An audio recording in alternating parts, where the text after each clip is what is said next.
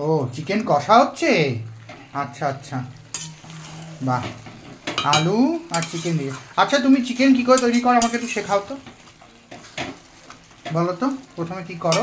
কেন চিকেনটাকে ভালো করে ধোবে বাইরে থেকে এনে, ধুয়ে গরম জলে যখন ঠান্ডা জলে?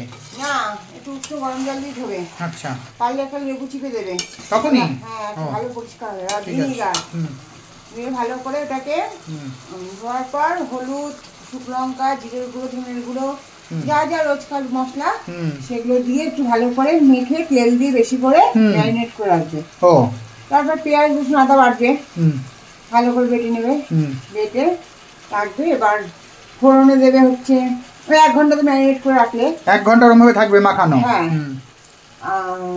ফোড়নে দেবে হচ্ছে তোমার গরম মশলা, তেজপাতা আর শুকনো লঙ্কা।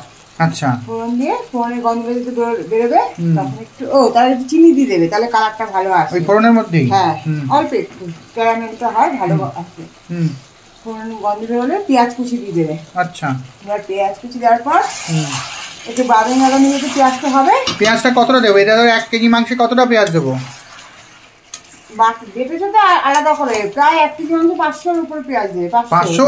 হ্যাঁ 500 চিকেনে? হ্যাঁ বাবা, আর কতটা বাটা কতটা ইয়ে? ওই হাফ হাফ? হ্যাঁ, বুঝে শুনে দিতে হবে একটু আন্দাজ মতো। সেই বোঝাটা তো আমি জানি না, সেটা জিজ্ঞেস করছি। এরকম খায়। আচ্ছা, দিয়ে এবার পেঁয়াজ দিয়ে বাদামি হয়ে যাবে, তখন বাটা মশলা, পেঁয়াজ, আদা, রসুন যেটা বেটে রেখেছি তার সাথে 2টো কাঁচা লঙ্কাও দেবে।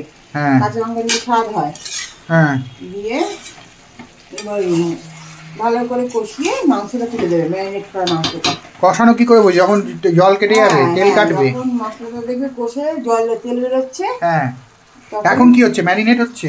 ম্যারিনেট হয়ে গেছে, কষানো হচ্ছে। আচ্ছা আচ্ছা, আলু দিয়েছে, কষানো। দেখলে তো দিলাম না না, হ্যাঁ কষানো হচ্ছে, সেটাই বলছি, এখন কষানো হচ্ছে, ম্যারিনেট ভুল বলেছি। হ্যাঁ, এইবার এটা যখন তেল বেরিয়ে যাবে তখন বন্ধ করে দেবো। তখন গরম জল করছি, এই গরম জলটা এরকম গরম জল করে রাখবো।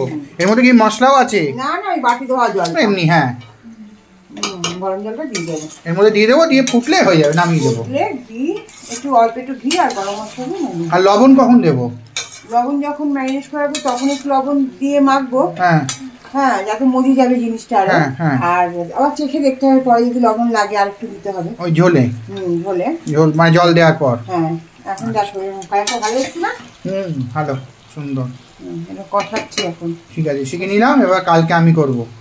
ঠিক আছে, কালকে না, যেদিন করবো, কালকে তো আর হবে না, কালকে থাকবে আমাদের। আজকেই তো খেলে, আবার কালকে সোমবার আছে, কালকে আর কি। না, সেটাই বলছি। ঠিক আছে, আলুটাও দিয়ে দিলাম সঙ্গে, কারণ আলুটাও তো কষানোর সময়, নতুন আলু শক্তই হয়। মুরগির মাংস তো বেশি শক্ত হলে নরমই হয়ে যাবে কষাতে কষাতে। হ্যাঁ, এটা চিকেন হলে আর হতো না, মটন হলে আর হতো না। না, মটন আলাদা করে সেদ্ধ করতে হতো, সেটা স্টিমে দিতে হতো। হ্যাঁ, কিন্তু যেহেতু এটা মুরগির মাংস নরম। আচ্ছা, চিকেন আর মটনের প্রসেস কি একই মোটামুটি? না, মটন আরেকটু বেশি সময় ধরে করতে হবে। না, প্রসেস, রান্নার প্রসেস মোটামুটি একই।